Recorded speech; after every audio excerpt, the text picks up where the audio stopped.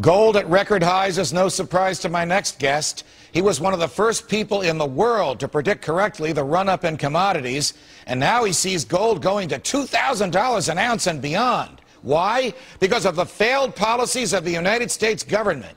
His accurate predictions are based on his contrarian and libertarian philosophy of observing the herd and doing the opposite.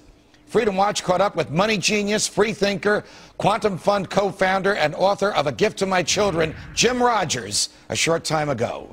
You predicted not too long ago that gold would go to $2,000 an ounce. Do you stand by that, and why? Of course, Judge. That's a simple statement. Gold, adjusted for its old high in inflation terms, would be over $2,000 now.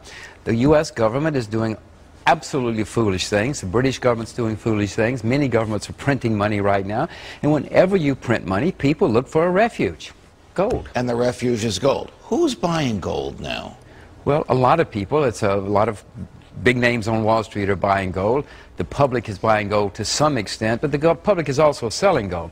The problem with gold is there's not so much gold. It's not as though there are gigantic amounts of gold. There's just not that much of it. When the government sees that there's such lack of faith in the dollar, manifested by people willing to buy gold, why doesn't it change its policies? Instead, it enacts legislation that said, you bought gold, you better tell us how much you have and where you're keeping it. Judge, do you really think that they're going to admit that they made mistakes? They're going to blame it on you. They're going to blame it on the press. They're going to blame it on people like me who are buying gold. They're not going to admit they make mistakes. Politicians never make mistakes. What's wrong with you? All right, what happens when people buy huge amounts of gold and store it in some facility? Is that the functional equivalent of putting all that cash in a shoebox under your bed? Well, it's a little better because a shoebox of cash will decline in value because the money sits there and doesn't earn interest. Right. Gold, at least, theoretically can go up, and it will go up. So you'll be better off owning gold than owning cash in an inflationary environment.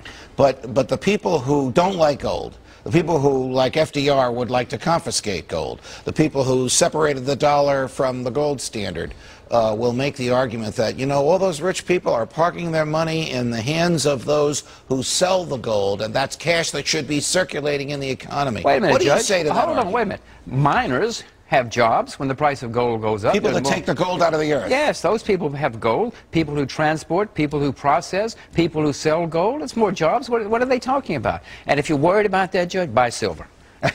Right.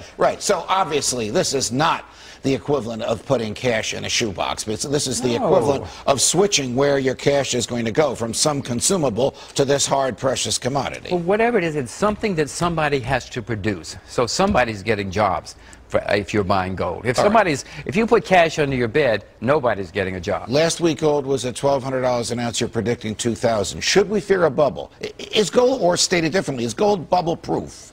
No, it will end in a bubble. Someday there'll be a huge bubble. Someday, you walk down the street in New York or Minneapolis, anywhere, people will be buying gold all over the place. Then you sell. It will end in a bubble. They always do. Is silver a good buy today? I'd rather buy silver than gold. I own both. Okay. Gold is at all-time highs. Silver is 60% below its all-time high. So I'd rather buy silver, but I own both.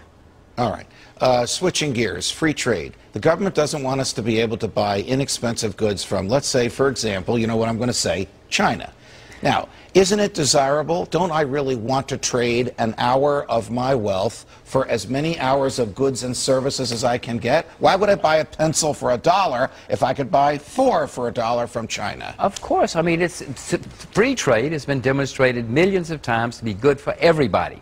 Nobody's ever won a trade war, Judge. Nobody has ever won a trade war in history. It's better to be able to buy, the people who can produce suits cheaper than other people, you should buy suits from them. What would you say to the Paul Krugmans of the world who say, oh, you're going to put Americans out of work, you're going to ship those jobs overseas? I would say he should resign. He doesn't know anything about economics. He's an idiot. What do you mean I wouldn't bother talking to him.